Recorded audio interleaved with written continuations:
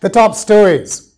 Government eyes cheap loans as Parliament considers raising the borrowing limit.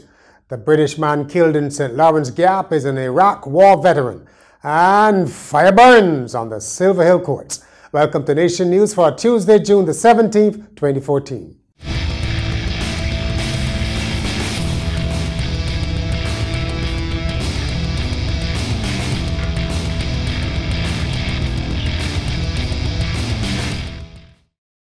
Government has formally asked Parliament to allow it to borrow up to $2.5 billion, a 40% increase in the loan limit.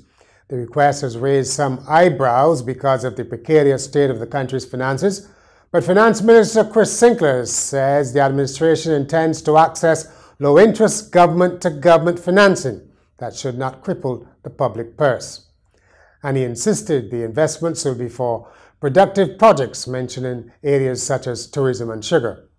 Mr. Sinclair said the economy desperately needs restructuring and government must have at its disposal the resources to reform and transform the economy.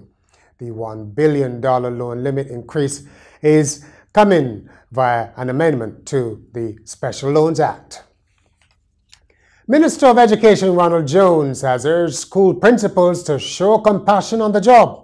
He told an education forum that school leaders needed to show a bit more empathy in cases where students are not behaving or performing at the level they should. Mr. Jones said they should first make an effort to get to the root of the children's problems and not be too quick to write students off or suspend them.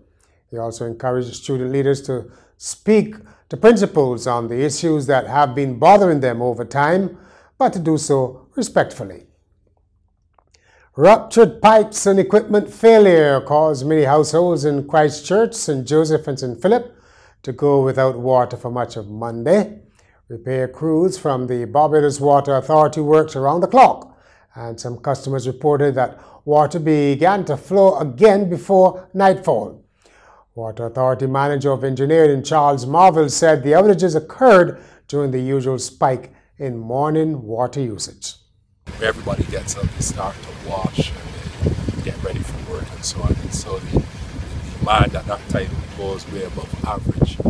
Now, when that happens and there's no water stored in the reservoir, then you start to get outages because of that demand, that particular demand being greater than the average supply.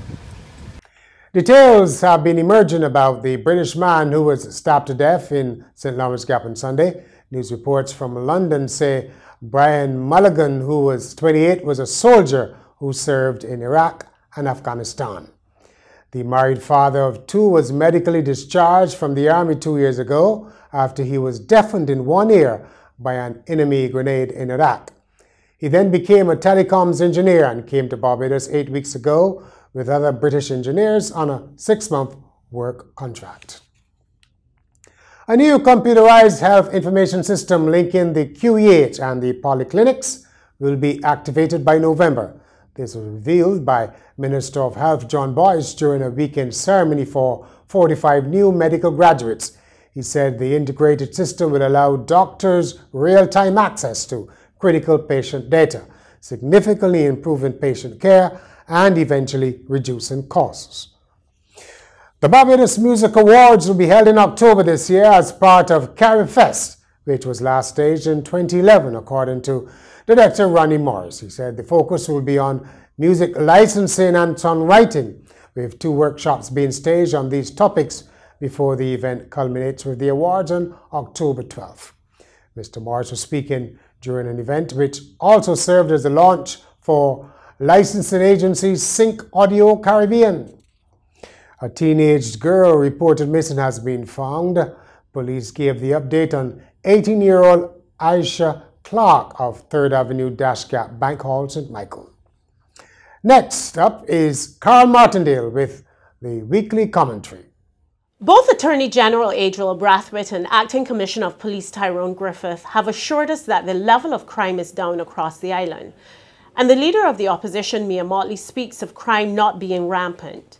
This is good news and news we would all want to hear. But many people are living a different experience.